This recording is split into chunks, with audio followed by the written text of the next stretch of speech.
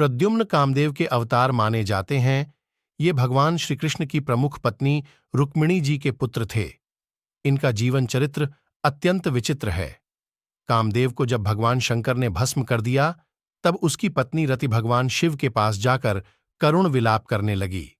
आशुतोष, भगवान शिव ने उस पर दया करके कि द्वापर में वरदान दिया, जब सच्चिदानंद भगवान श्री कृष्ण का अवतार होगा, तब तुम्हारा पति उनके पुत्र के रूप में उत्पन्न होगा। पति से मिलने की आशा में रति भगवान श्री कृष्ण के अवतार की उत्कंठा के साथ प्रतीक्षा करने लगी। उसी समय शंबरासुर नाम का एक बलवान दैत्य हुआ। उसने रति को अपने घर में रख लिया। वह शंबरासुर के अधीन रहकर कालांतर में अत्यंत दुखी रुक्मिणी जी के गर्भ से प्रद्युम्न का जन्म हुआ। शंबरासुर को यह झांत था कि रुक्मिणी के गर्भ से उत्पन्न होने वाले भगवान श्री कृष्ण के प्रथम पुत्र के हाथों उसकी मृत्यु होगी।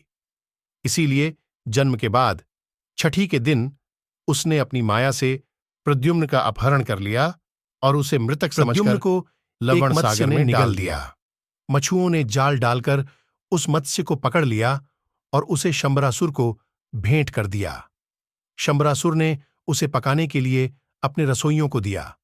रसोइयों ने जब मत्स्य का पेट चीरा तो उससे एक अत्यंत सुंदर जीवित बालक निकला। उन रसोइयों की स्वामिनी रति थी, में जिसका नाम निपुण उस समय मायावती। रसोइयों ने बालक को लाकर मायावती को दिया। मायावती उस अद्वितीय बालक को देखकर मुग्ध हो गई। उसी समय देवर्षि नारद ने आकर मायावती को प्रद्युम्न के जन्म के रहस्य से परिचित कराया और सावधानीपूर्वक उनका पालन करने का निर्देश दिया। मायावती यत्नपूर्वक प्रद्युम्न का थोड़े ही दिनों में पालन करने लगी। प्रद्युम्न जी युवा हो गए। मायावती के व्यवहार में मातृत्व के स्थान पर पत्नीत्व का भाव था। प्रद्युम्न के कारण पूछने पर उसने बताया कि आप मेरे जन्म जन्मांतर के पति हैं। इस दुष्ट शंबरासुर को मारकर आप मुझे शीघ्र द्वारकापुरी ले चलिए। मायावती की सहायता से प्रद्युम्न जी ने उसकी मृत्यु पर शंबरासुर का वध कर डाला। प्रद्युम्न पर आकाश से पुष्प वर्षा की तथा उनकी भूरी भूरी प्रशंसा की। तदनंतर मायावती के साथ विमान पर चढ़कर प्रद्युम्न जी द्वारकापुरी पहुंचे। वे आकार प्रकार में श्री कृष्ण की ही प्रतिमूर्ति थे।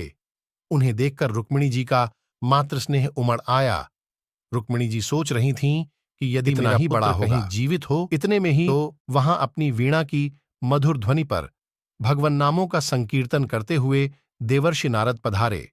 उन्होंने प्रद्युम्न का वृत्तांत बताते हुए कहा, देवी, यह तुम्हारा ही पुत्र है।